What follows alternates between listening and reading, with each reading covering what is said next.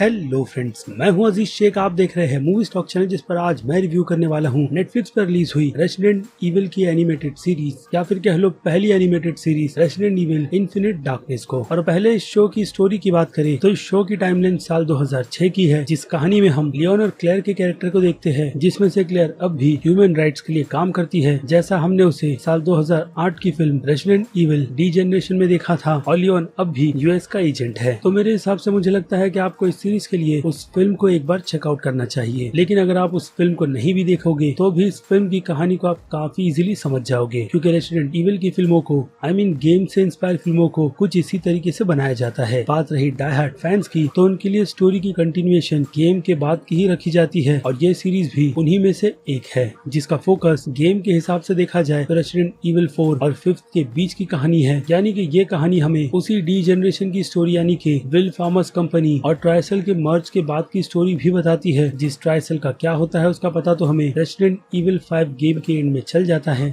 और जैसे कि मैंने आपको बताया, ये सीरीज पूरी तरीके से स्टोरी में फॉलो उसी गेम 4th और 5th के बीच में करती है, जिसमें स्टोरी को काफी ज्यादा लाइट रखकर यही बताया गया है कि लियोन को जिम्मेदारी व्हाइट हाउस के अटैक की इन्वेस्टिगेशन की दी गई है, जिसमें जो ज़ॉम्बी अटैक था उसकी इन्फो क्लेयर के कैरेक्टर के पास है, जो अपनी एक अलग ही इन्वेस्टिगेशन पर निकली हुई है। और इन सब के बीच इन दोनों कैरेक्टर्स के साथ में क्या होता है उसकी सारी इन्फो आपको इस सीरीज को देखने के बाद ही मिलेगी, जिसके पहले सीजन में आपको टोटल 4 एपिसोड्स ही देखने मिलते हैं, और हर एक एपिसोड्स की लेंथ 20 से 30 मिनट से ज्यादा बिल्कुल भी नहीं है। लेकिन सवाल निकल कर यही आता है कि क्या आपको आपका कीमती समय इस रेसिडेंट इविल की सीरीज को देना भी चाहिए या नहीं, क्योंकि गेम की स्टोरी को मिलाकर ये यूनिवर्स कहानी के हिसाब से बहुत ही ज्यादा कॉम्प्लिकेटेड हो जाता है। और उसमें अब नेटफ्लिक्स वालों ने इस सीरीज की शुरुआत कर दी है, जिस पर तो अब वो लोग रुकेंगे नहीं, बट अब देखना इंटरेस्टिंग ये होगा कि ये सीरीज आगे कहानी की टाइमलाइन में और कितने जम लेगी। क्योंकि अगर उस हिसाब से भी देखें तो रेसिडेंट इविल डी जनरेशन के बाद 2 और फिल्में भी आई थी, जैसे कि रेसिडेंट इविल डैमनेशन, जिसका ईयर साल 2012 का था, और वो फिल्म प्रीक्वल है गेम के हिसाब से रेसिडेंट इविल 6 की। उसके बाद साल 2017 में रेसिडेंट इविल वेंडेटा नाम की फिल्म भी आई थी, जिसकी टाइमलाइन सेट रेसिडेंट इविल 6 और 7 के बीच की है। अब आई नो स्टोरी के हिसाब से मैं आपको बहुत ही ज्यादा कंफ्यूज कर रहा हूँ, लेकिन अब स्टोरी इतनी ज्यादा कॉम्प्लिकेटेड है तो आपको वैसे ही समझाना भी बनता है। लेकिन जैसे कि मैंने कहा कि ये सीरीज स्टोरी में इतनी ज्यादा सिंपल है कि आप डायरेक्टली ही इसकी स्टोरी को देखोगे तो आपको ये सीरीज बहुत ही आसानी से समझ आ जाएगी। इसलिए अब बात करते हैं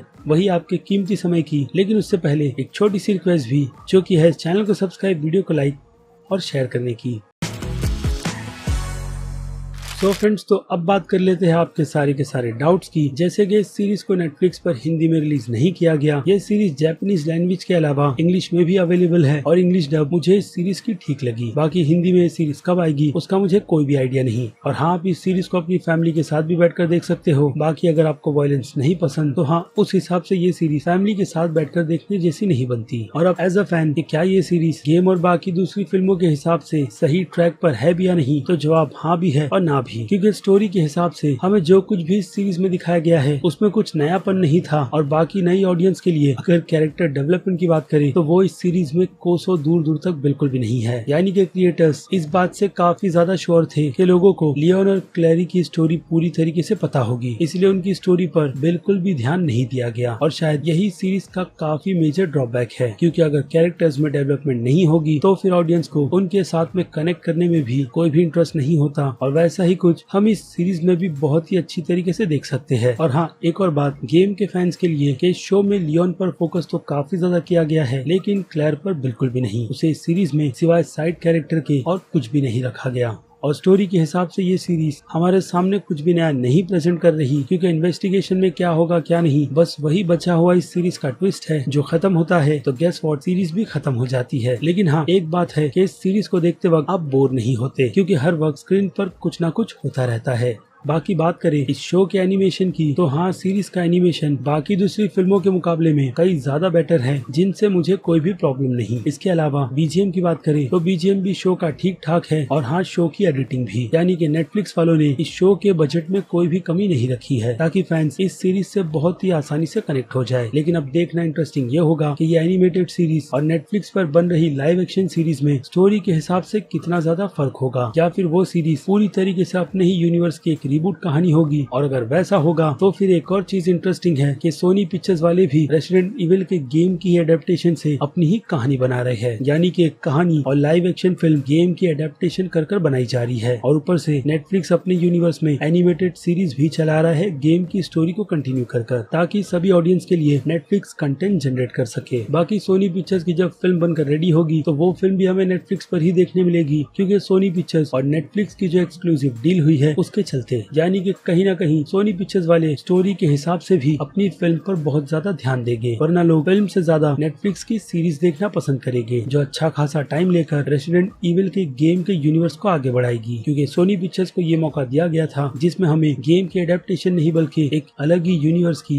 रीबूट वर्जन मिला जोइस की फिल्म देखने मिली थी, और लोगों को वही फिल्म बहुत अच्छी तरीके से याद है, गेम का यूनिवर्स बिल्कुल भी नहीं, I mean उसकी स्टोरी। तो अब चलिए आपके इस टाइम को ना वेस्ट करते हुए सीधे आते हैं इस सीरीज की रेटिंग्स पर, जिनमें अगर मैं बात करूं इस शो के एक्शन और ड्रामा की, तो इन दोनों ही कैटेगरी में मैं इस सीरीज को 5 में से 3 स्टार की रेटिंग दूंगा। भले से ही स्टोरी हमारे सामने कुछ भी नया प्रेजेंट ना करती हो तो भी, क्योंकि मैंने गेम खेला है और मुझे गेम से लेकर फिल्मों की स्टोरी बहुत ही अच्छी तरीके से याद है, जिसमें ये ट्विस्टिंग स्टोरी गेम के यूनिवर्स की कहानी में कुछ और स्टोरी को बढ़ाती है। और एक्शन के लिए मैंने 5 में से 3 स्टार की रेटिंग इसके कम एक्शन को भी ध्यान में रखकर दिया है, क्योंकि कम एक्शन होने के बावजूद भी इस सीरीज में जितने भी एक्शन है वो अगेन इसी यूनिवर्स के हिसाब से ठीक है। लेकिन बाकी दूसरी ऑडियंस इसके कम एक्शन को देखकर थोड़ा बहुत डिसअपॉइंट तो होगी ही, और वैसी ही डिसअपॉइंटमेंट उन्हें इसके थ्रिल को देखकर भी मिलने वाली है, जिसके चलते अगर इसके सस्पेंस, थ्रिल और हॉरर की रेटिंग की बात करें तो इन तीनों कैटेगरी में मैं इस सीरीज को 5 में से सिर्फ 1.5 स्टार की ही रेटिंग दूंगा। जी हाँ, क्योंकि सस्पेंस इसका इतना भी ज्यादा खतरनाक नहीं था कि उसमें अचानक से कोई ट्विस्ट निकल कर आ जाए, और वही चीज इसके हॉरर और थ्रिलिंग मोमेंट के साथ भी हुई है, जिसे काफी कम रखकर स्टोरी पर ही फोकस किया गया है। आई नो ये सीरीज की शुरुआत है, इसलिए शायद इस तरीके का डिसीजन लिया गया होगा, या फिर ऐसा भी हो सकता है कि हमने कई सारे थ्रिलिंग मोमेंट इसके गेम में ही खेल लिए हैं, इसलिए सीरीज को काफी ज्यादा लाइट रखकर बनाया गया है, जिसमें सीरियसनेस इतनी ज्यादा है कि कॉमेडी की रेटिंग में 0 की ही रखूंगा। और अब बात करें मास्टर्स ऑडियंस की, तो मास्टर्स ऑडियंस की नजर में ये शो बी रेटिंग डिजर्व करता है, और क्रिटिक्स की नजरों में B- की। और बात करें मेरी, तो मैं भी इस शो को B की कैटेगरी में रखूंगा, क्योंकि मेरे लिए ये शो बस एक टाइम पास के हिसाब से ठीक है। वेल, तो ये था मेरा पर्सनल ओपिनियन नेटफ्लिक्स पर रिलीज हुई रेसिडेंट इविल के गेम के यूनिवर्स की animated series resident evil infinite darkness को लेकर। और रही बात आपकी, तो आप मुझे कमेंट करके बताइएगा कि इस सीरीज को देखकर आपका ओपिनियन क्या है। बाकी हाँ, इस वीडियो में अगर आपको कुछ भी पसंद आया है तो वीडियो को लाइक करना बिल्कुल भी मत भूलिएगा, ताकि मुझे भी मोटिवेशन मिलती रहे इस टाइप की वीडियो को अपने इस चैनल पर कंटिन्यू रखने की। और अब चलिए खत्म करते हैं वीडियो को यहीं पर। मैं हूँ अजीज शेख, आप देख रहे थे मूवी स्टॉक चैनल, जिसे अगर आपने अभी तक सब्सक्राइब नहीं किया है तो सब्सक्राइब कर लीजिए, और बगल में बने हुए इस बेल आइकन के साथ साथ नोटिफिकेशन को भी ऑल पर क्लिक कर दीजिएगा। बाकी मैं मिलूंगा जल्दी आपसे दूसरी किसी वीडियो में किसी और फिल्म या फिर किसी और सीरीज के टॉपिक पर बात करते हुए। तब तक के लिए आप मेरे चैनल के बाकी दूसरे वीडियोस को एंजॉय कीजिए, और टिल देन